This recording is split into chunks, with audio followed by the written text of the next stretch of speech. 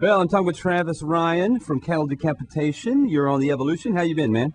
Pretty darn good, actually. Excellent. You know, I think me and the Priestess, my wife, we met you guys back when you opened up for Guar, and I think you've been through Springfield before, maybe with Morbid Angel. And Oh, yeah. this is really exciting. You know, you got the new CD, the fourth one on Metal Blade coming out, right? Yeah. Very, very excited. I was talking with some guys the other day, and I was trying to explain Cattle Decapitation, kind of the whole veggie core thing, and they don't believe it, but y'all are vegetarians, right? Yeah. Even David, the new drummer?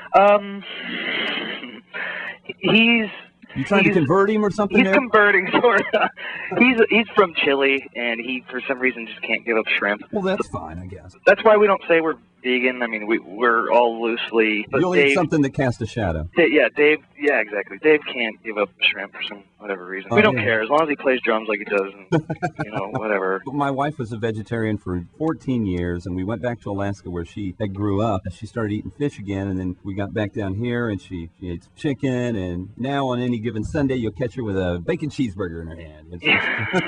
Some people don't stick to it. We pretty much have. Well, what happened? Did you read Animal Farm at a very young age? Watch Planet of the Apes too many times? Yeah, kind of. I mean, that's as far as it being like an idea and a lifestyle or whatever, mixing that with this kind of music got in our heads was via the band Carcass. It actually started out being, in the late 90s, there was a lot of bands.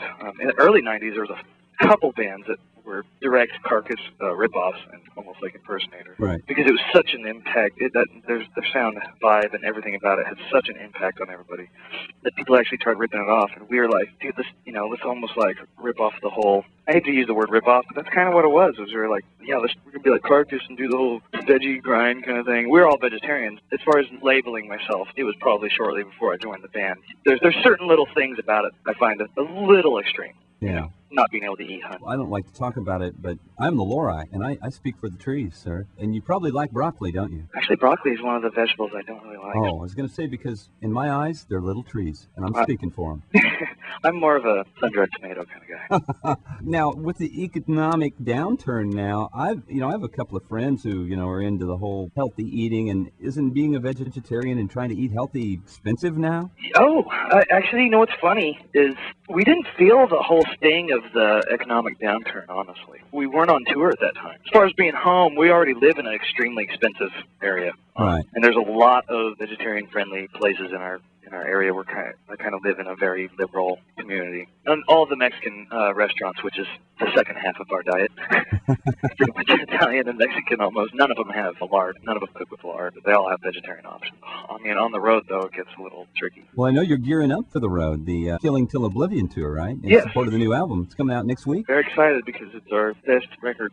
I know everybody says that, of course, about their new records, and we are, of course, no different than anyone else. I say that every record. Yeah. Hope to try to sell it, but with the economic downturn and the fact that nobody buys CDs anymore, I could care less about willingly going out and trying my hardest to actually try to sell them. We're actually the most proud of this than anything, and I kind of am almost embarrassed by the rest of our releases because of this. It's going to kind of make the rest of our repertoire look kind of shitty. Well, I've heard that you've got some special guests on there, but not only that, but you've added some different ambiance and sound qualities to it that you haven't ever used before, right? Yeah, and we'll actually be doing that stuff live, too. Not really adding anybody to the band, but bringing like some pre-digitized sound Yeah, stuff that exactly. goes along. Exactly.